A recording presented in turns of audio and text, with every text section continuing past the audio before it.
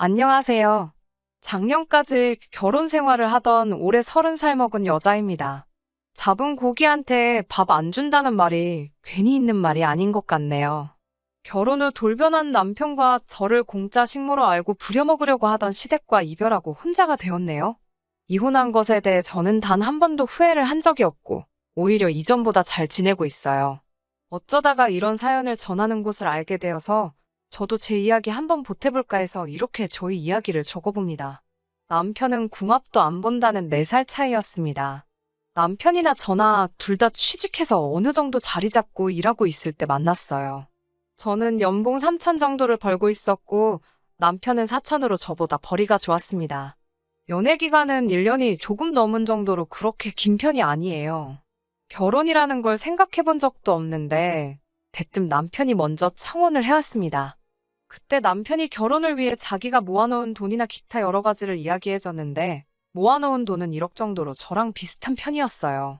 결혼 이야기가 오고 간다면 그 전에 어떤 뉘앙스라도 보여주면서 저도 마음의 준비를 할 시간을 줬으면 좋았겠는데 정말 그런 신호도 없이 대뜸 결혼 이야기를 꺼내니 많이 당황했습니다.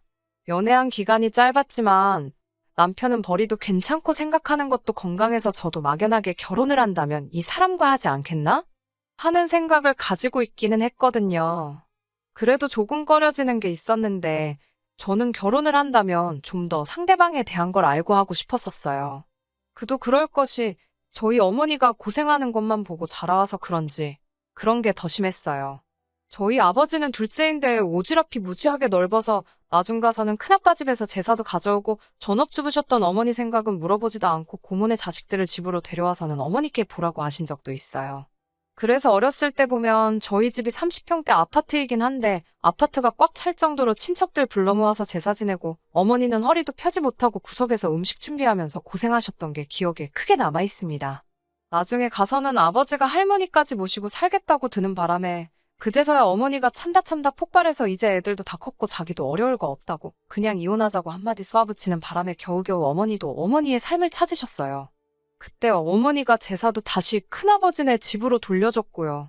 어머니가 이혼 이야기 하면서 성질 부리신 이후부터는 아버지도 어머니 눈치 보고 어머니한테 찍소리도 못하게 되었습니다. 그때부터 저녁 식사 후에 설거지까지 나서서 하시고 청소기 같이 본인이 할 수 있는 집안일은 직접 하도록 바뀌셨고요. 아무튼 어머니가 이렇게 고생하는 걸 봐왔기 때문에 결혼은 아무리 두 사람이 좋아서 하는 거라고 하지만 배우자의 가족들이 어떤 사람인지도 알고 싶었고 어떤 생각을 갖고 있는지가 저에겐 가장 중요했던 것 같습니다. 그런데 남편의 가족들과 아무런 교류 한 번 없었던 상황인데 제가 아무리 남편에 대한 이미지가 좋다고 한들 결혼하자는 말에 손쉽게 알겠다, 싫다 대답을 할 수가 없었어요. 그래서 남편한테 자초지종을 말해주고 나는 좀 더 오빠의 가족들이나 여러 가지에 대해 미리 알고 그러고 나서 결정을 하고 싶다고 대답을 해줬습니다. 그냥 차라리 거절을 했을 걸 자초지종을 말해준 덕분에 괜히 사기 결혼을 했다는 마음을 갖고 이렇게 살아갈 줄은 몰랐지요. 인사드리러 처음 시댁에 찾아갔을 때 시누며 시부모님 모두 저를 반갑게 맞이해 주셨습니다. 처음 봤는데도 마치 오랜 가족의 일원인 것처럼 허물없이 대해 주셨어요. 남편이 어느 정도 제 상황을 말씀을 드린 건지 우리 집은 제사도 안 지낸다는 말을 계속해서 하셨거든요. 그렇게 시댁 식구들을 결혼 전에 2번 정도 더 만났는데 시부모님만 따로 뵈었을 때도 저를 어려워하신다는 느낌이 들 정도로 저한테 잘해주셨고 남편보다 나이 많은 신우도 몇 번 만났는데 동생이 먼저 간다는 식으로 장난처럼 말만 했지. 그걸 가지고 눈치를 준다거나 하지도 않았고 결혼하면 자기를 친언니라고 생각해도 된다고 말하며 저를 편하게 대해줬습니다. 그렇게 몇 번 만나니 남편의 가족들은 그냥 평범하게 화목한 가정인 것 같다는 느낌을 받았고 저도 그렇게 제가 걱정했던 것들을 내려놓기 시작했고 점점 남편과 결혼을 하는 쪽으로 마음을 정하게 되었습니다. 결혼 준비하는 것도 순탄했어요. 피차 남편이나 저나 모아놓은 돈이 비슷했기 때문에 양가에서 결혼 지원도 비슷하게 받을 수 있었습니다. 서울 변두리이기는 하지만 그래도 나름 신축인 빌라의 전세로 신혼집을 차리게 되었어요. 아파트로 가고는 싶었지만 돈이 조금 모자라서 괜히 대출까지 받아 꾸역꾸역 맞춰 들어가 사느니 거기서 딱 5년만 참고 살면서 맞벌이하며 돈을 모아서 5년 뒤에는 대출을 끼고 서울에 아파트를 구하던지 아니면 외곽으로 나가서 신도시권의 삶의 터전을 잡던지 하기로 결정을 했습니다. 이상적인 결혼 생활까지는 아니더라도 나름 행복하게 잘 살 자신이 있었거든요. 결혼하고 나서도 초반에 신혼생활 하면서 정말 깨가 쏟아졌다 자부할 정도로 사이좋게 잘 지내고 있었는데 결혼하고 나서 맞는 첫 명절인 추석 때부터 뭔가 잘못되고 있다는 생각을 받게 되었어요. 제사를 안 지내는 건 이미 결혼 전부터 시댁에서 강조하던 일이었으니 크게 걱정하지는 않았습니다. 그런데 추석인데도 꼭두 새벽까진 아니지만 너무 이른 아침부터 오라고 하시더라고요. 시댁에 일찍 도착한 만큼 친정에 일찍 갈 수 있지 않겠나?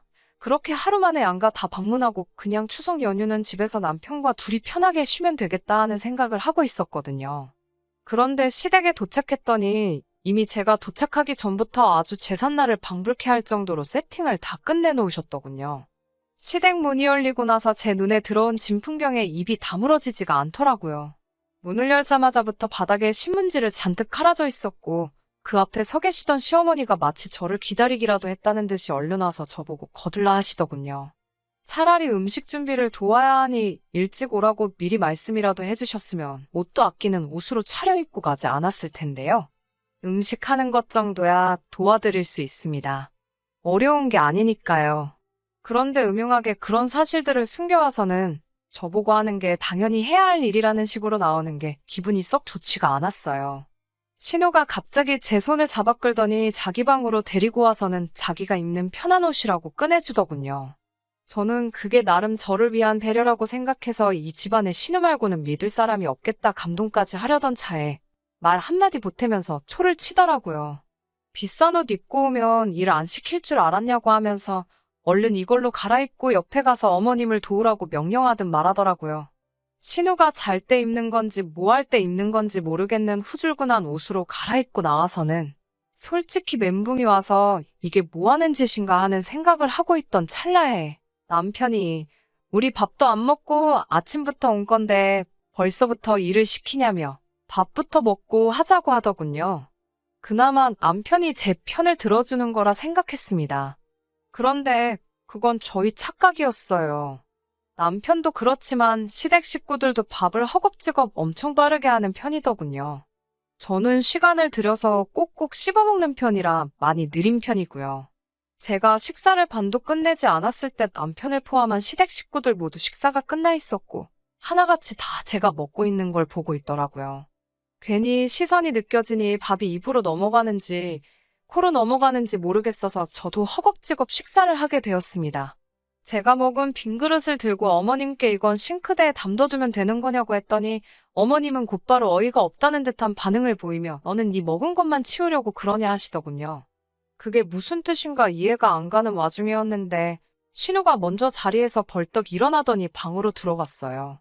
그리고 남편과 아버님은 무슨 약속이라도 한 듯이 소파에 앉아 TV 채널을 이리저리 돌리기 시작했고요. 그제서야 알았습니다. 뒷정리를 저보고 하라고 하는 말이라는 걸요.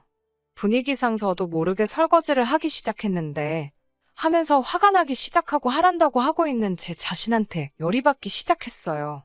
시댁에서 시부모님 대신해서 집안일 정도는 할 수 있습니다. 하지만 다르다고 하잖아요. 남편까지 포함해서 온 가족이 뒷정리는 당연히 제 몫이라는 듯한 액션을 보이니 솔직히 기분이 많이 나빴습니다. 그냥 아무 말 없이 시작하셨으면 저도 당연히 마음 편히 앉아있을 수도 없고 뭐라도 도와드렸을 텐데 말이에요. 거기에 전 부치는 것부터 해서 결혼 전에 저에게 보여줬던 모습과는 180도 다른 모습을 보여주고 계시니 조금 어이도 없는 상황이기도 했습니다. 설거지하면서 열이 받기 시작하니 일부러 그런 건 아닌데 집중이 안 돼서 그랬나. 그릇 하나를 놓쳐서 바닥에 떨어뜨리면서 깨뜨려버렸어요. 죄송하다고 곧바로 사과를 드렸는데 제가 다쳤냐고 물어보는 게 아니라 그 그릇이 얼마짜린지는 아냐면서 칠칠치 못하다고 어떻게 다 큰 여자가 설거지도 제대로 못하냐는 듯이 한 소리를 하시더라고요.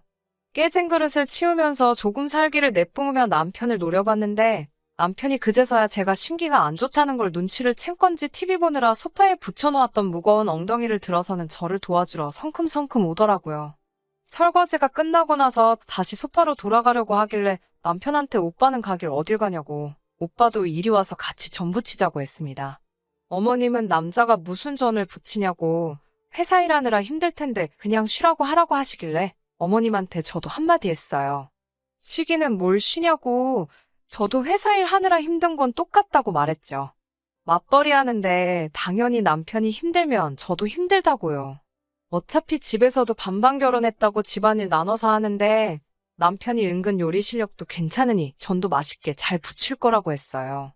남편은 어머님하고 저를 번갈아 쳐다보면서 눈치를 살피고 있는데 결국 매일같이 마주치는 건 저였다 보니 결국 제 눈치를 보고 전을 부치기 시작하더라고요. 어머님은 아주 벼르고 계셨던 건지 부침가루도 1kg짜리로 아주 몇 봉지를 준비해 놓으셨더라고요.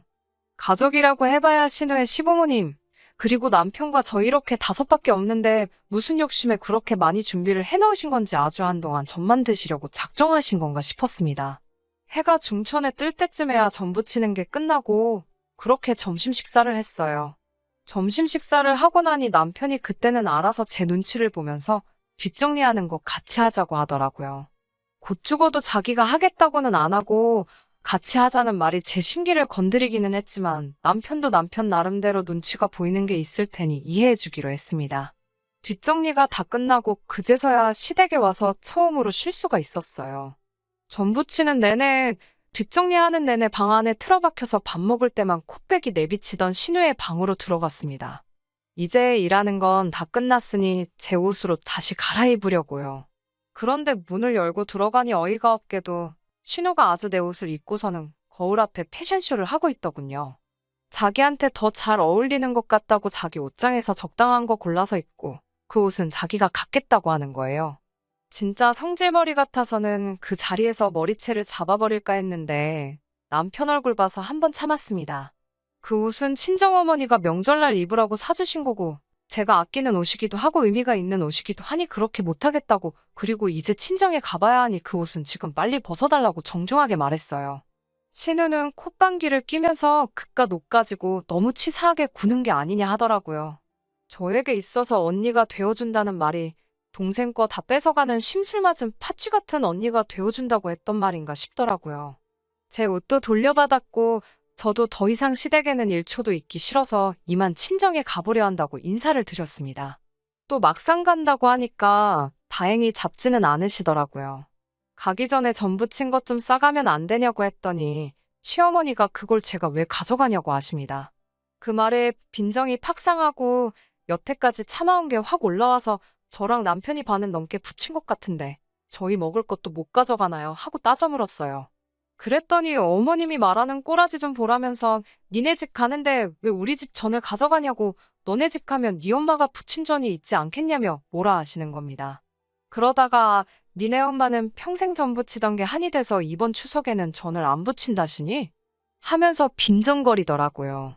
분위기가 험악해지니까 남편이 저를 끌고 나와서 더 길게 이야기는 하지 않았어요. 친정으로 향하는 차 안에서도 분이 안 풀리는데 남편은 제 편을 들어주는 게 아니라 저한테 성질 좀 죽이고 살라고 뭐라 한마디 하더군요.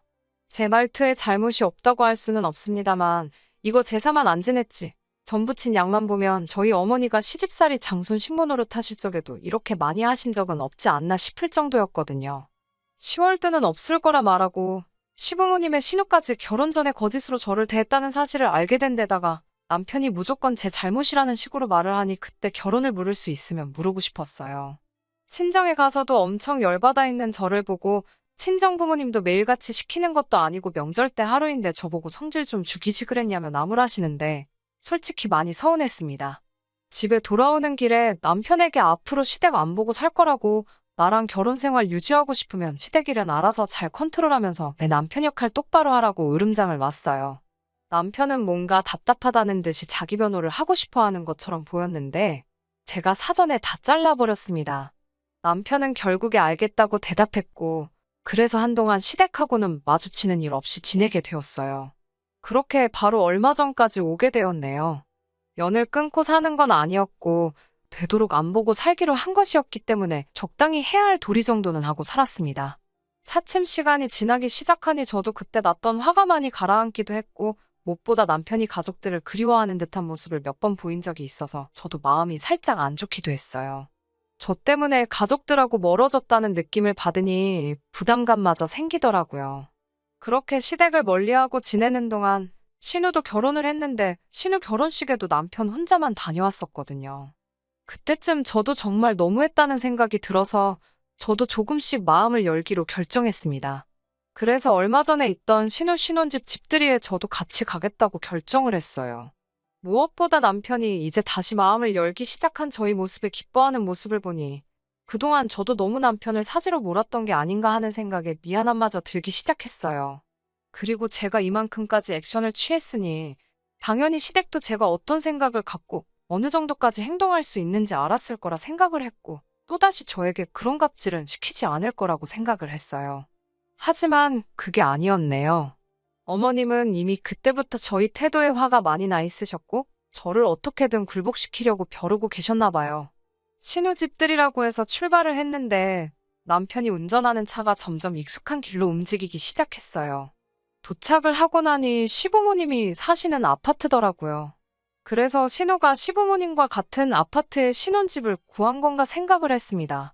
시부모님 집으로 들어가는 걸 보고는 그게 아니라는 생각을 했지만 저는 그게 남편이 시부모님도 모시고 신우집으로 향하려는가 보다 생각했지 그런 꿍꿍이가 있을 거라고는 생각도 못했네요.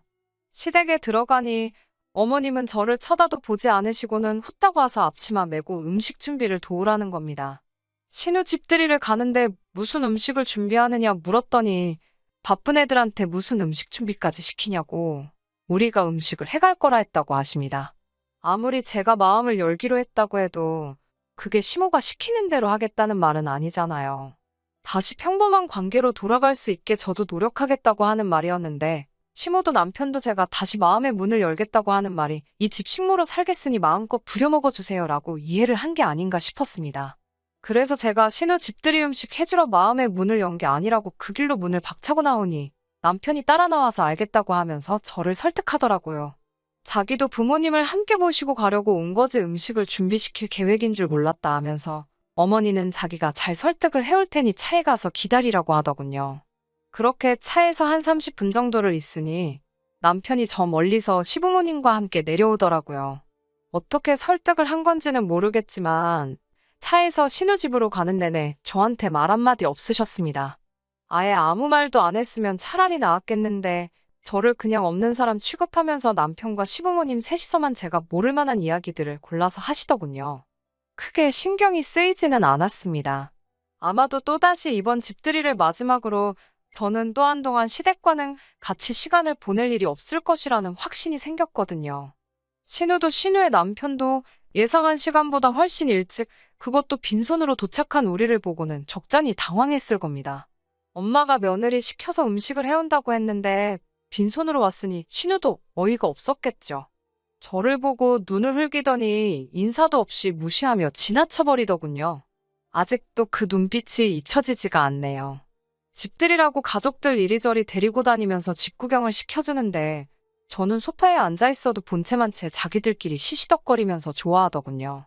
꿔다 놓은 보릿자루 마냥 자리만 지키고 있는데 솔직히 그냥 혼자 돌아가 버릴까도 생각했지만 딱 그날 하루만큼은 여태껏 날 위해 불편함을 감수했던 남편의 일련을 위해 참아주기로 했었습니다.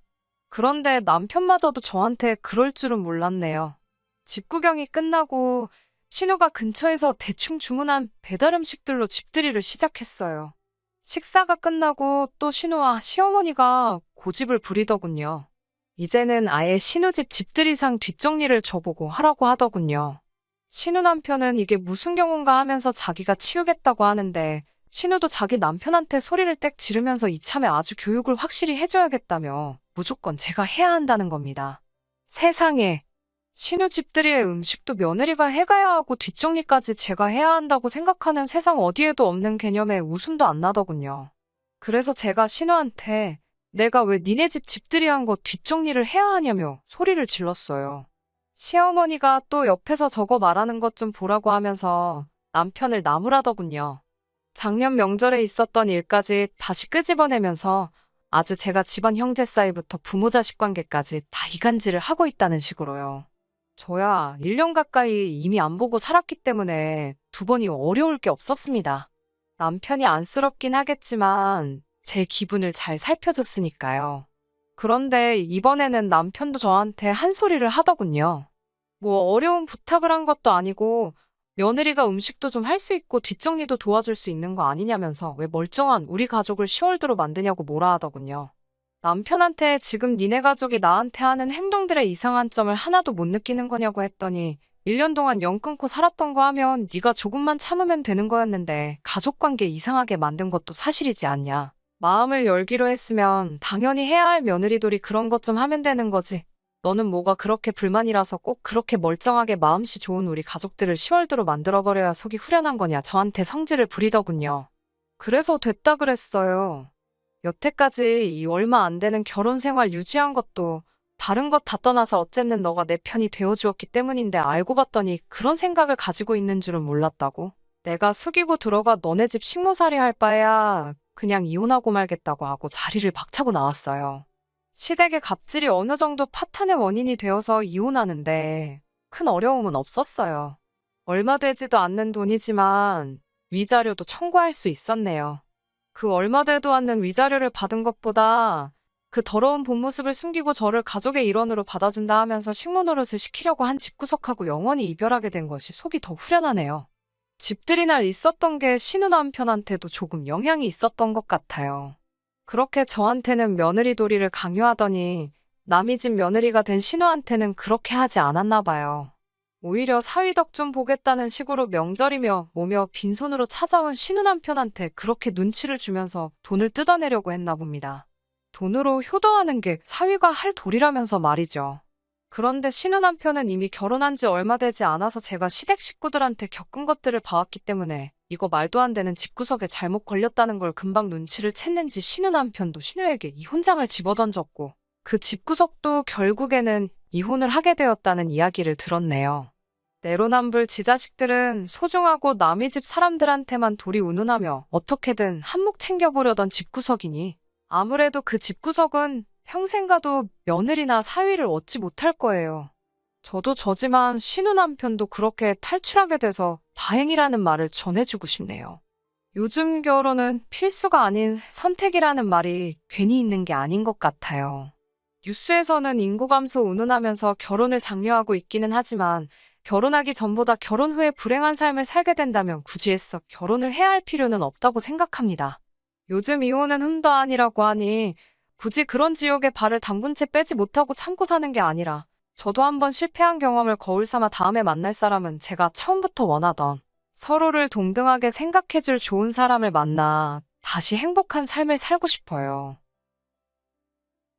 끝까지 들어주셔서 감사합니다. 오늘의 사연은 여기까지입니다. 구독과 좋아요, 알람 설정 부탁드리고 더 좋은 사연으로 다시 찾아뵙겠습니다. 감사합니다.